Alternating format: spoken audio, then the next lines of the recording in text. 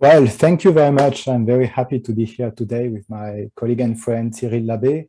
Alexander Magazinov cannot be here because he's working at the moment in Yandex. So today we will be talking about a very concerning phenomenon that is occurring in science and that is spoiling the literature. We discovered this and called it tortured phrases affecting the scientific record. And it's not occurring on the predatory publishers only. It also happens that the haute couture publishers are affected too, which is very concerning. So today we will start by talking about science, of course. We view it as accumulation of knowledge. We can remember this quote from Isaac Newton and how it is depicted in the minds of us all. And there are others metaphors about science and the accumulation of knowledge.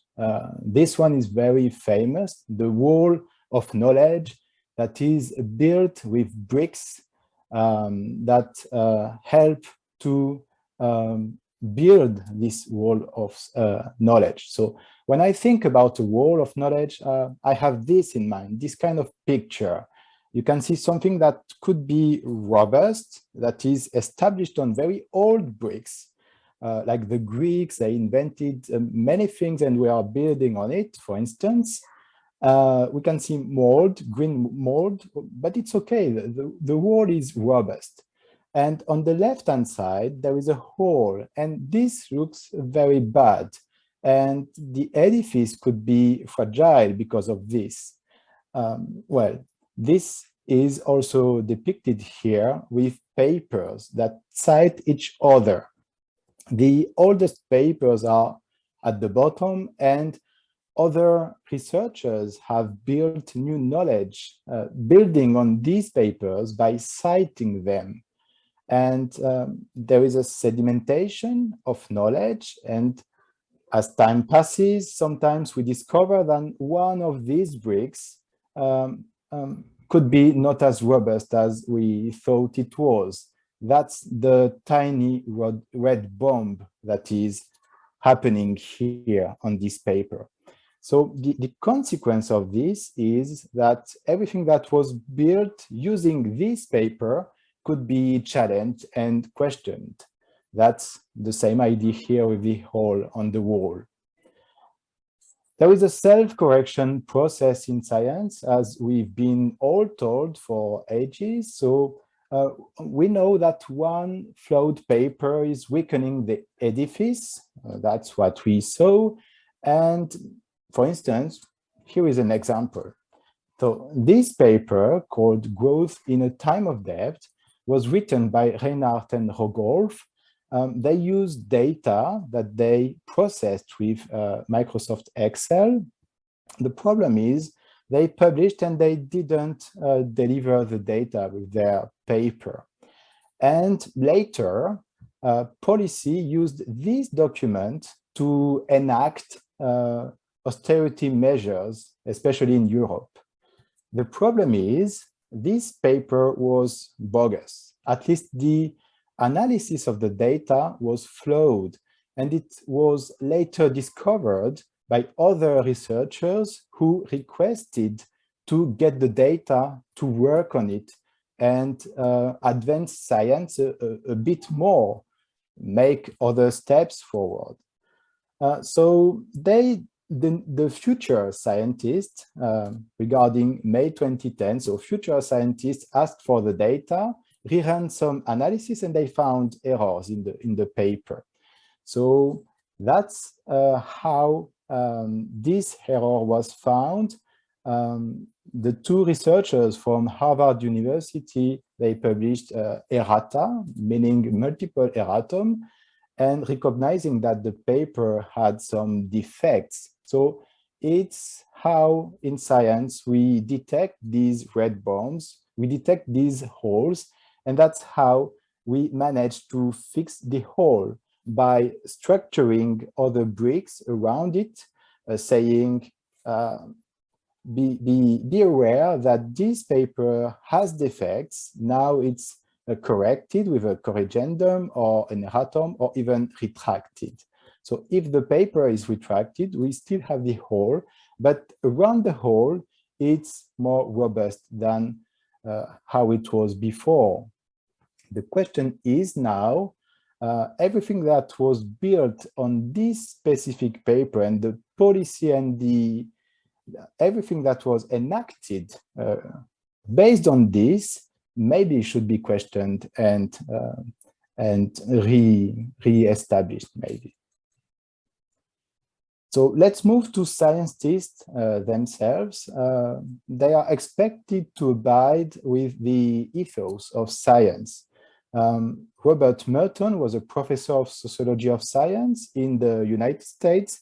And in 1942, he was looking at how science was developing in Europe, and especially in Germany, with the Nazi science occurring. So some scientists were trying to find new ways to kill more people and more effectively. And they were calling that science. It was very disturbing at that time, and still it is today. And Robert Merton wanted to find why science was in such a bad shape and how this could be called science.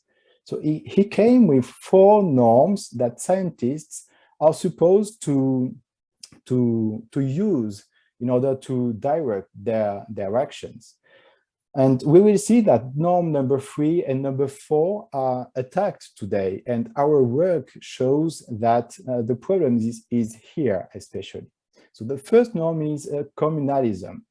Everybody is supposed in science to publish their results, to communicate, to make things public.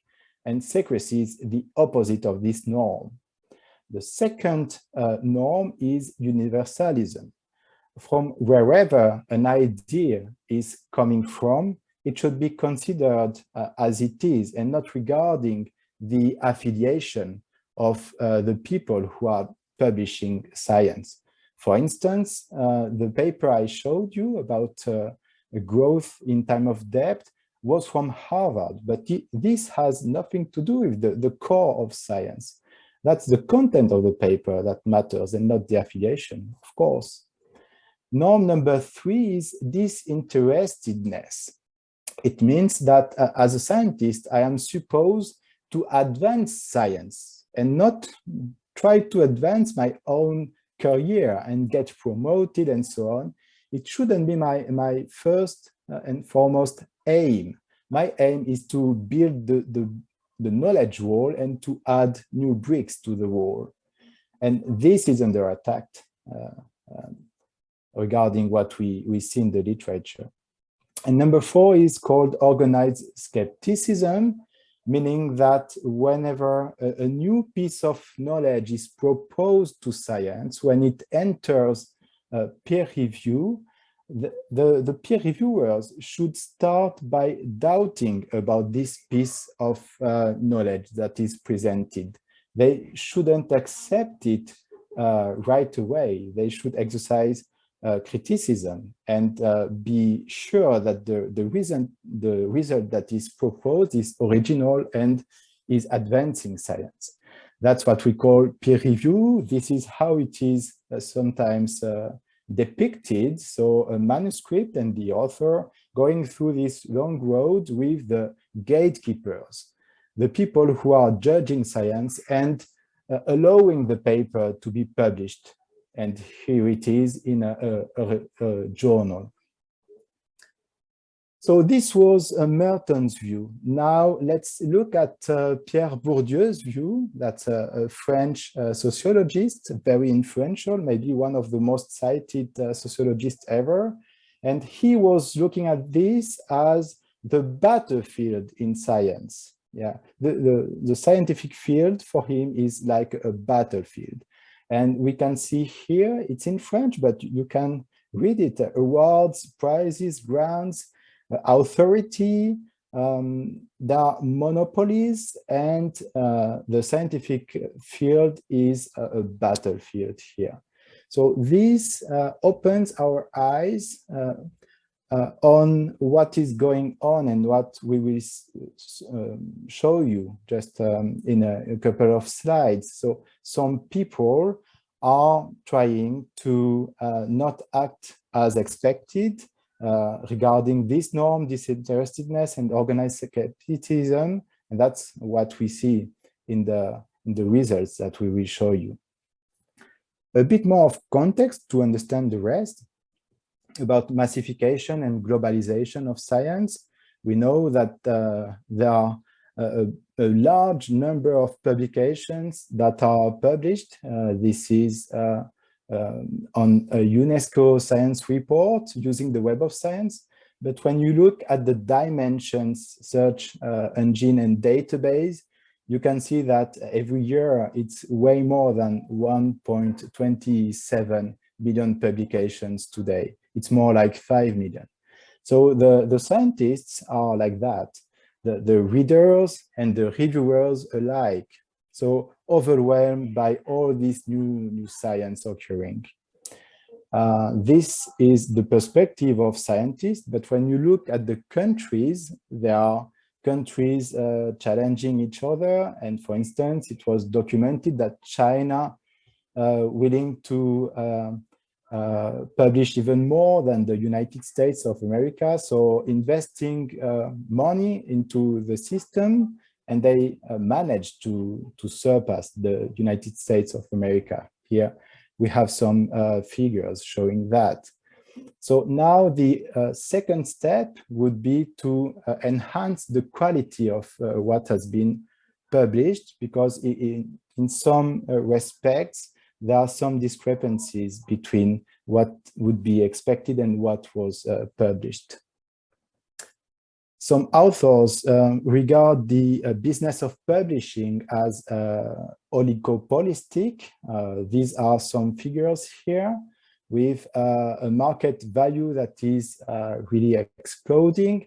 These companies, the publishing industry, they managed to create more journals, to host more papers. And in 20 years, they have doubled the number of journals existing. And we could be asking ourselves, have we doubled the number of experts that would be accountable and that would work as gatekeepers to protect science and accept only the good science and reject flawed papers? That's a question that we can ask. So the haute couture of the scientific publishing is made up of these brands that you all know, Elsevier, Springer, and the others. The profit margins these companies make with the work of scientists has been criticized a lot. You can go and look at and watch this movie, for instance, Paywall, the business of scholarship, and compare the profit margins of these companies compared to other big companies in the world. So of course, because this is a business that is attractive, there are some sham companies that were established and that publish some predatory journals. This picture depicts really very well what is happening, because as soon as you find a new predatory publisher, you try to cut the head, meaning the scientists tell each other, don't go there because it's a bit scammy, and other companies will be established and try to attract these authors and capitals as well. But in our work, we are not working so much on the predatory aspect. We are working on problematic papers that occurred in the haute couture of the publishing industry. So this is our plan today. We will cover our work mainly in these 3 items, and we have, for the discussion, if you are interested, other aspects that we could discuss. So I let the floor to Cyril. Thank you, Guillaume. So yes, in the battlefields that you have described, so we all need to have some new publication every so often. So one way to achieve this, easy way to achieve this, would be to have a tool that would generate paper automatically. And so this tool has been done by 3 MIT students some years ago, because it was in 2005. And so this tool was aiming to test conferences to see if the conferences were accepting every paper, or if they were really doing peer review. So with this tool, this automatic tool, they managed to have a paper accepted in a conference. The conference say that it was not peer review, but at the beginning it was said to be peer review, etc. So there is a story around this. So the story is, can be seen on a little film. And at the end of the film, the 3 students say that, well, there is no real market for nonsense paper, automatically generated nonsense paper. But as you will see, it will turn out that there is a market for that. And so this is a paper they generated. So there is a website where you just have to click and you get this nice paper. The English is very good. There is no mistake in there. There are figures that are automatically generated, references are automatically generated, but completely randomly. So you can have a Newton being co-author of Turing, and it's made using context-free grammar. So you can see that probabilistic context-free grammar. You can see that as sentences with all in there, and the all are filled completely randomly. So the different words that appear in the same sentence do not have connection between them. So it's a completely spread text. The meaning is completely, there is no meaning in there. But the English, again, is quite perfect. So this kind of text cannot be detected using plagiarism detection, because all the chunk of text, because of the hole that are filled randomly, then the plagiarism detection are not able to detect long chunk of text. So for example, here, there is only 36% of the texts that have that are similar to another text, but there is plenty of different sources, and they are all less than 1%. So that's why this kind of text can go through the plagiarism checker. And so on the left-hand side, you have the website where you just click and get a paper. You fill the author field with your name, and then you get a paper. And it turns out that if you look into Google Scholar, using the chunk of text that are fixed in the context-free grammar, you will find plenty of paper that are generated. Because this chunk of text, as soon as you've got something like 7, 8, or a little bit more words, you have something that is quite unique. And so we'll code the fingerprints, and this fingerprint, we will use them to query dimension. So dimension, you can see that as a kind of Google Scholar, where you can send, you can access through an API. And so we collected fingerprints from the context-free grammar, and we queried the scientific literature using dimension. And then we got a set of paper that contains different fingerprints, and some of them contain a lot of such fingerprints. And for those, we are quite sure that they are automatically generated using the SciGen generator. So we published this in a paper in Jazzist. Yes, it's here. Thank you, Guillaume. And we found quite a lot. So more than 2,000 papers that were published by publisher that you would not expect them to publish this kind of completely nonsense paper. So there is a IEEE here. IEEE is it's quite famous because it's a normative not company, but association. For example, the Wi-Fi norm are decided by IEEE. Elsevier is here. Springer Nature has bought Atlantis Press, who is in third position. And so these are really big companies that are selling nonsense. And so we posted all this information on PubPeer, and you can access all the paper that we discover through the problematic paper screener that Guillaume has set up. And when posting on PubPeer, we met Alexander Magazinov, because Alexander was not agreeing with us that we discussed on PubPeer, and it turned out that Alexander was finding plenty of strange sentences, and these sentences were. Guillaume, can you just? Oh, sorry. Okay, so, and these strange sentences, we call them tortured phrases. And we think that these tortured phrases are coming from trying to avoid plagiarism.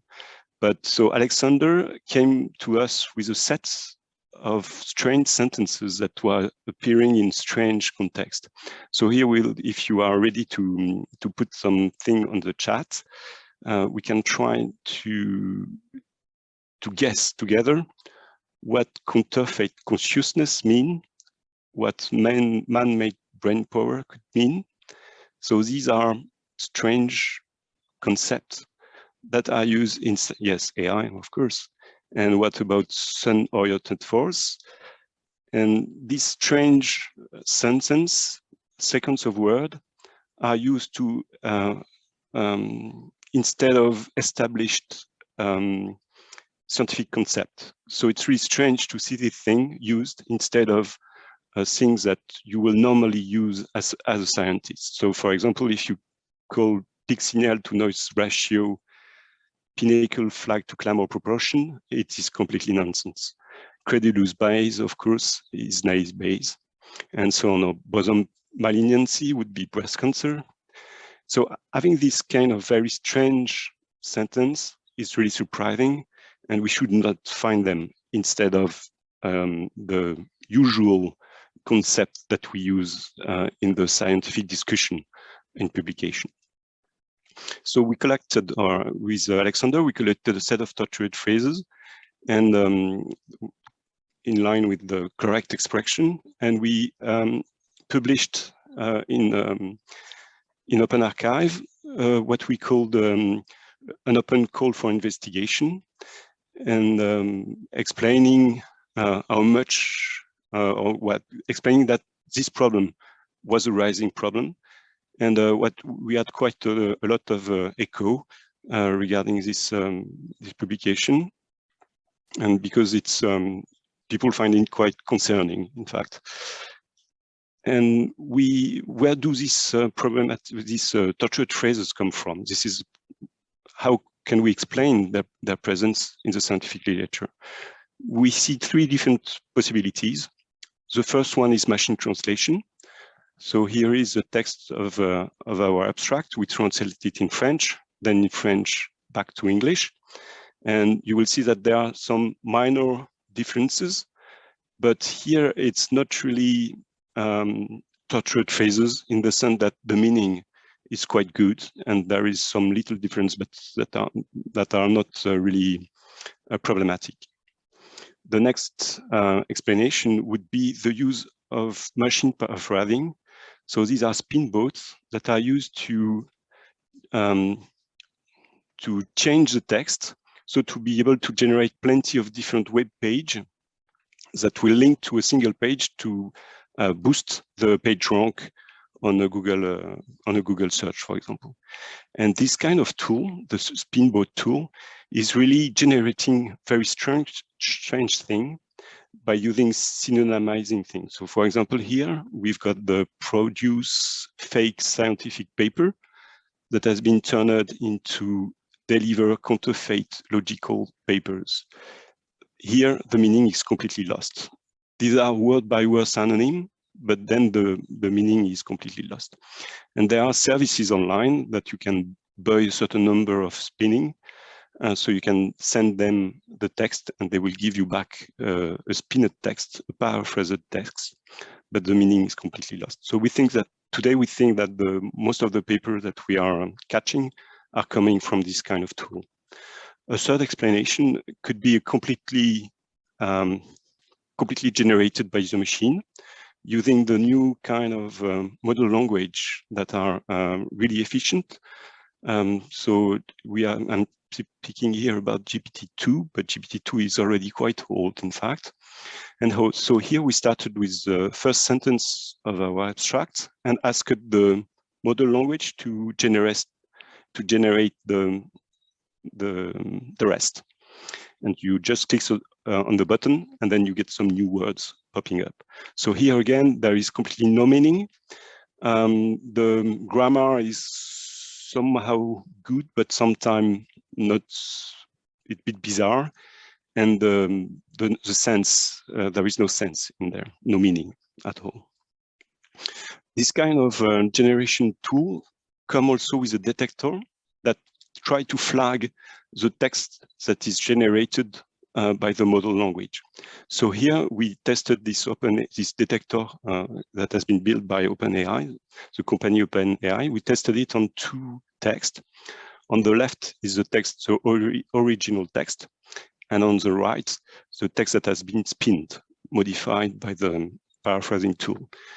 And you see that the GPT-2 detector flags this text as being generated.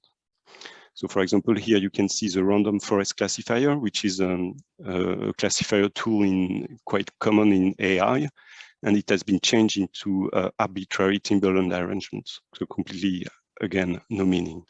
So these are used to build what we have called lazy survey. So we have found paper that were built on just paraphrasing abstracts of papers. So they were glued together. And then it's a very quick way to do a survey about a field. You just copy, paraphrased, spin, and then paste the different abstracts that you want to glue together. The generator, we use it to scan some Elsevier journal. And it turned out that, as you see here, there is one journal that is popping up. So for the others, we've got a number of abstracts that are flagged by the detector that are around 5%. This is more or less what we can expect as a percentage of error for the detector. But here we've got one journal that has 72% of its abstracts that are flagged by the detector. So, and flagged at a very high level. So this really means that there is a task of depolluting, of trying to identify all of these strange papers that are hanging around inside the scientific literature, and we have to try to remove them. So we, Guillaume extended the problematic paper screener that was originally just detecting the SciGen paper for it to detect the tortured phases. And then all the papers that contain tortured phrases can be assessed by human. So we are not flagging them completely automatically. We are asked the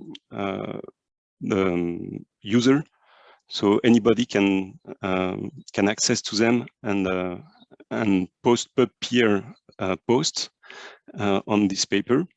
And so there is an invitation for human assessment for the papers that have not been assessed right now.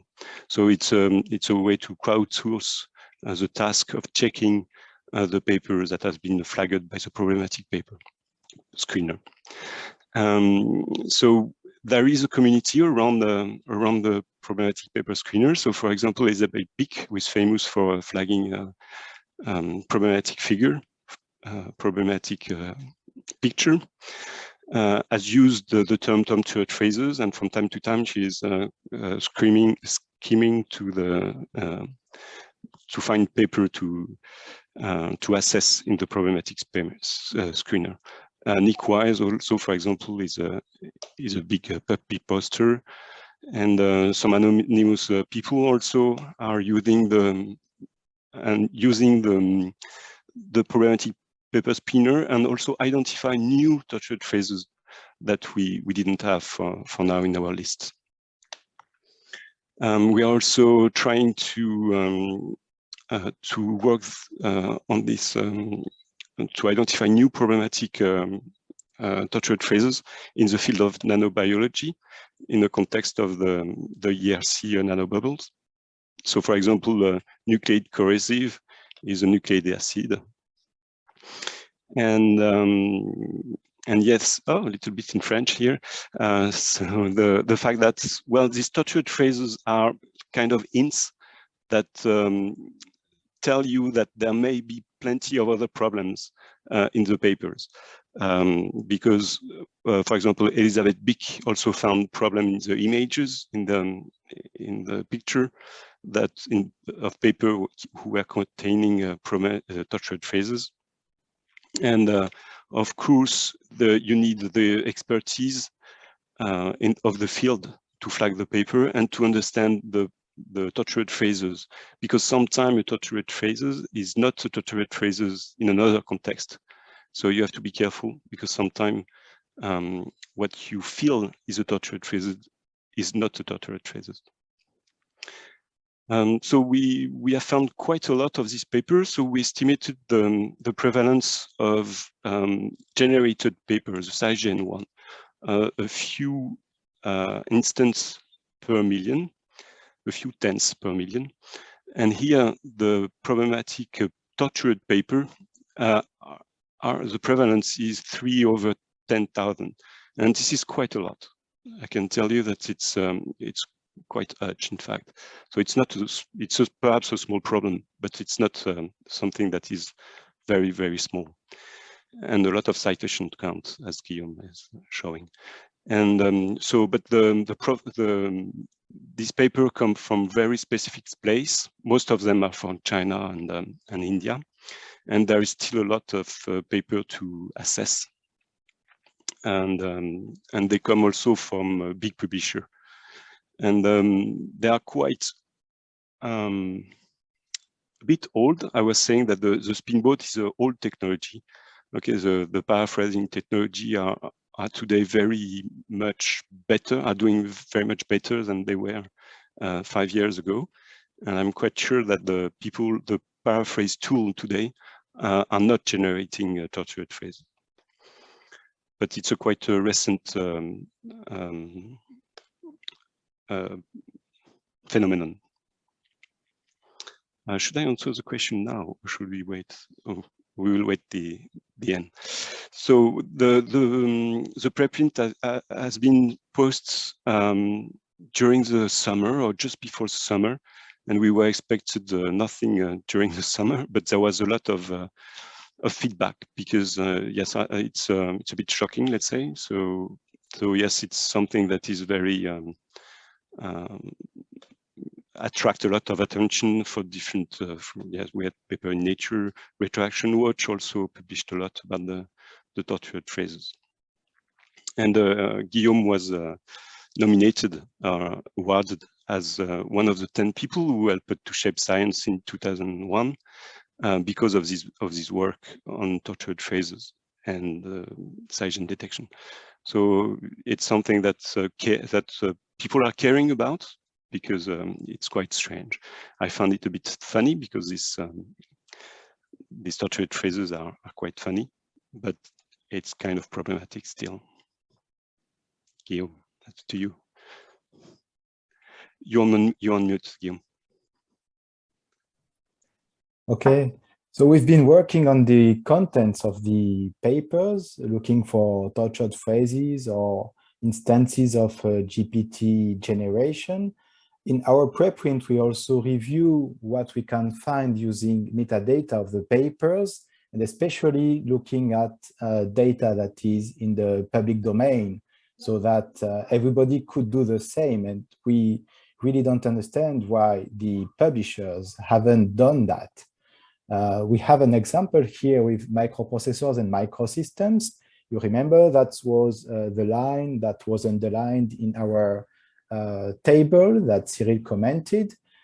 We view that there are weak signals of manipulation here using really basic data science that I'm teaching my first year students at university. So I believed it could be used by the publishers already, but it seems not. So the thing is, we have microprocessors and microsystems, a journal with impact factor that was well known by the CNRS in France. They were the top publisher in this review, in this journal. When we look at the volumes, not many papers per volume, let's say 20 on average, and suddenly we remark a bubble, like an inflation. There are many more papers being published, up to 140 per volume, which never occurred before. So it's really strange, and we wanted to know more about that. We looked at the data that Crossref publishes. It's in the public domain, and in each record, you have the submission date and the acceptance date. It's a kind of time to market, if I pick a term from the business industry. And this time to market is shrinking as time passes, so much that in the end, you only use 25 days to decide between submission to acceptance. And this is really concerning because you have a bubble, an inflation of the number of papers being accepted. And meanwhile, you have less time for reviewing the paper, which suggests that maybe the peer review is weak or even maybe non-existent. How can you attract so many papers? How can you decide so fast? That's really concerning, especially I have to note some of these dates are during the COVID pandemic. So people being worried about their health and not really able to review maybe. That's what I was thinking, but who knows? So for this specific case that we put in our preprint in July 2021, we sent this preprint to the editor-in-chief of microprocessors and microsystems, to Elsevier, and also to Retraction Watch, because it was important to alert the community in our eyes. And immediately they reacted, Elsevier reacted, putting 400 papers under the microscope again. We hope that it is again that the paper were reviewed before, but it is quite unlikely. And eventually those papers were, they had expressions of concern and some of them were retracted. But still today, if you go to microprocessors and microsystems, the editor-in-chief, I believe, is still here, and there is no banner somewhere to say that something bad happened to this journal. This happened as well to Springer, that they expressed, they published expressions of concern, and then after they retracted the papers, 400 of them. These papers were even more bunky because it's about geosciences. The first part is about volcano, oceans, and so on. And then without any transitions, you get to Latin dance is a sport in China. And this doesn't mix at all. It's like oil and vinegar.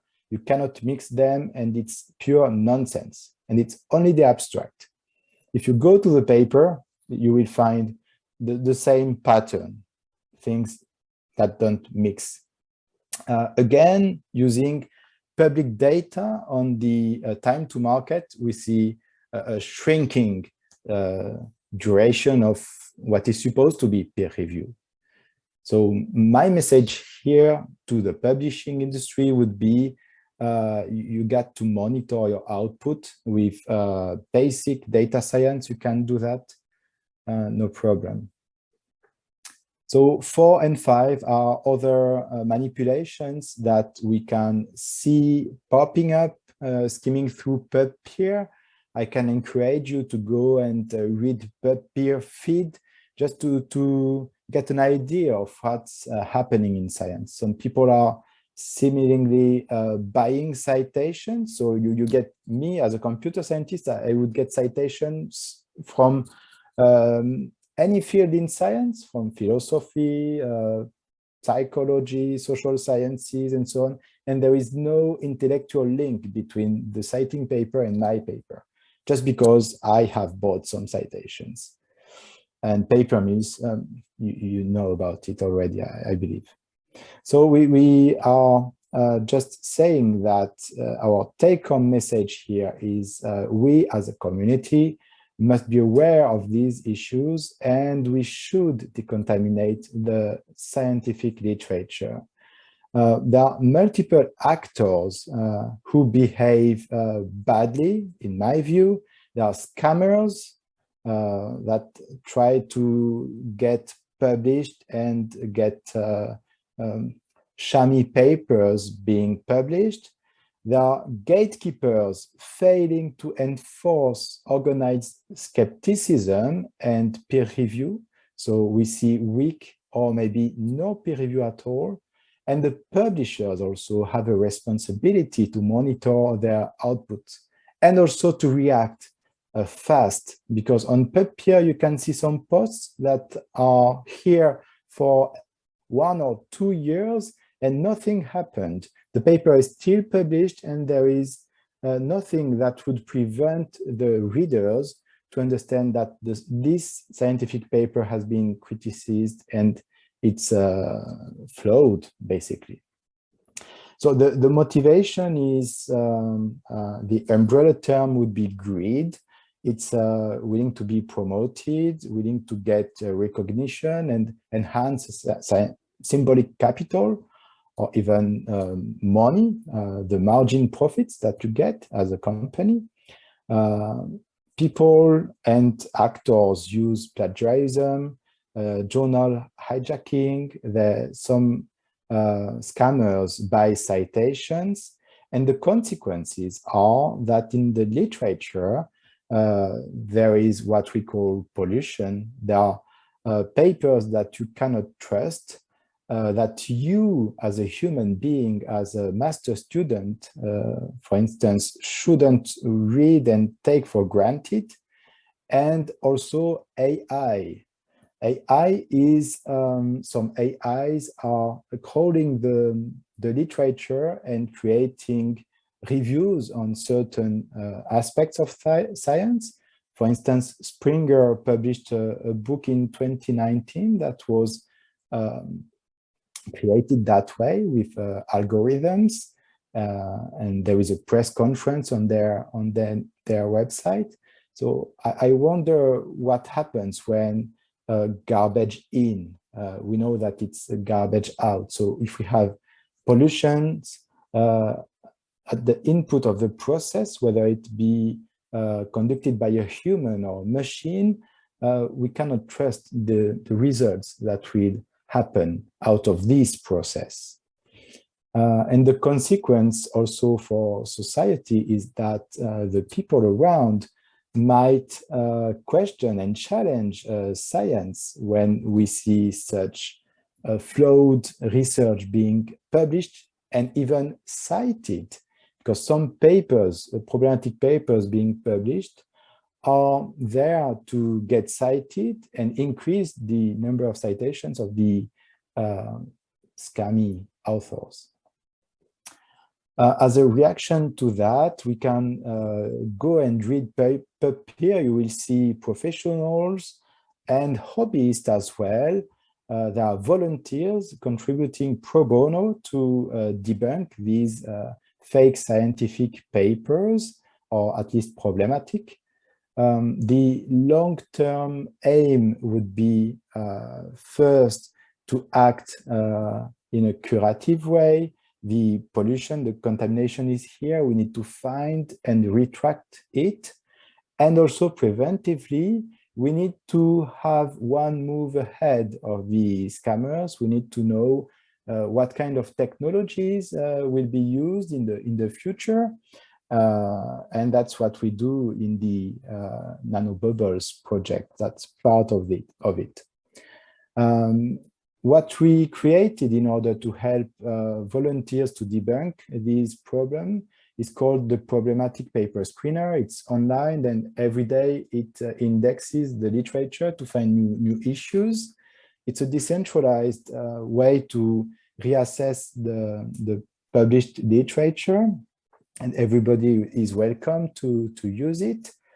The thing is, when you have a volunteer who wants to devote some efforts in order to debunk the problems, without any tool, you cannot know what paper to reassess. There are 120 million papers indexed in dimensions, for instance. So the PPS, Problematic Paper Screener, lists some candidate papers that you can pick, reassess, and comment on per peer if necessary. Our view on AI is that it might contribute to generate problematic papers, but also we can harness AI in order to detect these issues related to paraphrasing and also data fabrication, for instance. So thank you very much for your attention, and we are pleased to take any questions.